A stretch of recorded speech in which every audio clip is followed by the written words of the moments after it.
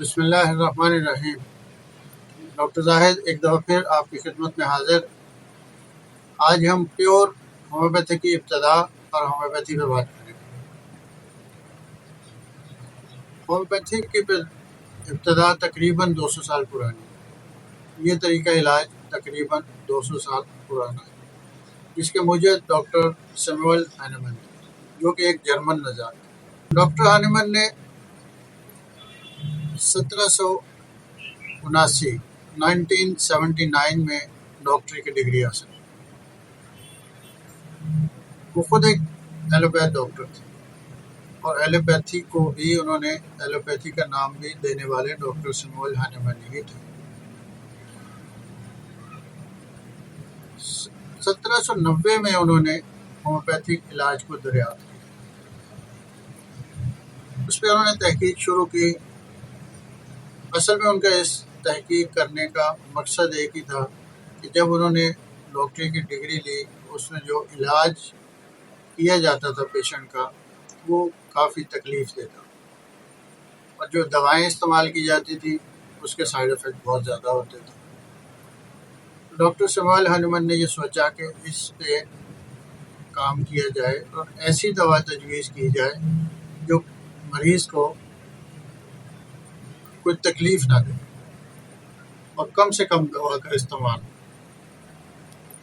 1810 میں ڈاکٹر ہانیمن نے ایک کتاب لکھی اور اس میں پوری تحقیق کے ساتھ وہ کتاب لکھی، اور اس میں اپنے تحقیق کے مقالے پورے لکھے جو کہ پرووڈ ہیں، ہسٹری میں پرووڈ ہیں۔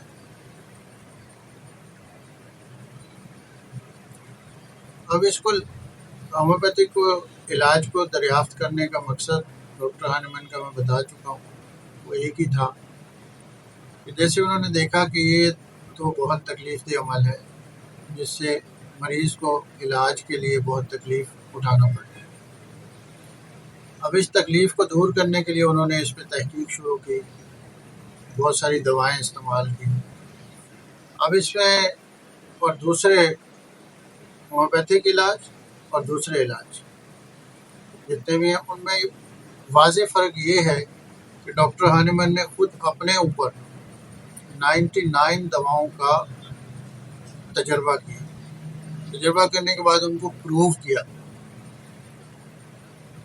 اور ان کی کوشش یہ تھی کہ ایسی دوا دریافت کی جائے جو جسم کے اندر جیسے سمٹم ہو ویسی ہی دوا۔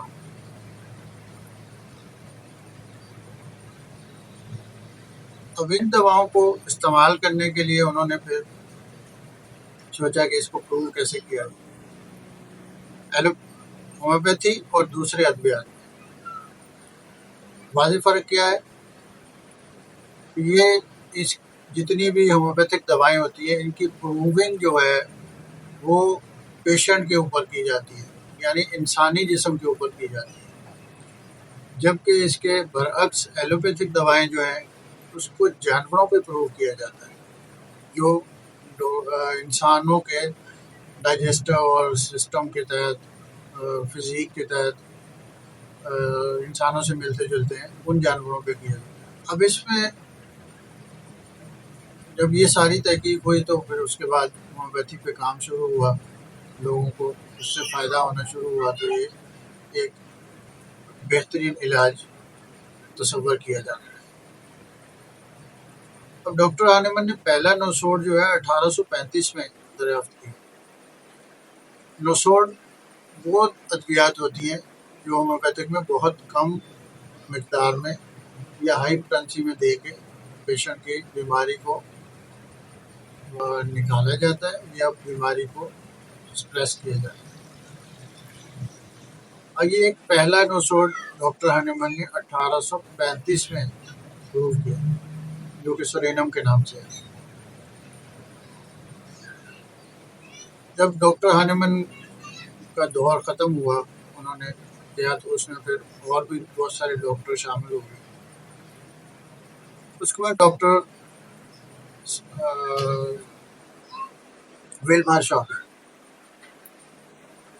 ویلمار شعبے پھر اس کے بعد ویلمار شعبے نے اس کو ٹیک اوور کیا، اور انہوں نے بھی اس پہ بہت محنت کی، بہت کام کیا۔ ان کا دور 1839 سے لے کے 1917 تک کا۔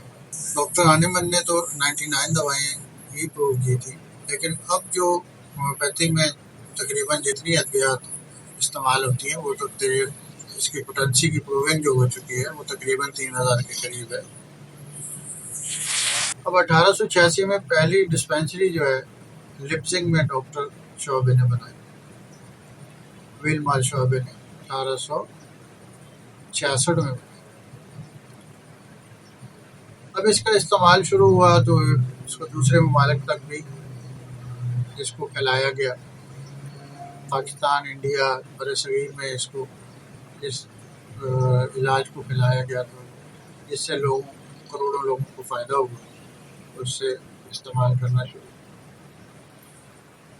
اس پورے ہسٹری بتانے کا مطلب یہ ہے کہ ہومیوپیتھک کوئی معمولی طریقہ علاج نہیں ہے، یہ بہت ڈیپ ایکٹنگ طریقہ علاج ہے۔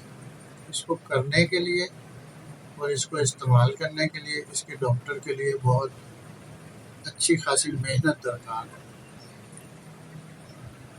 پاکستان میں بہت سارے اچھے لوگ کام کر رہے ہیں اس میں، ہومیوپیتھی میں۔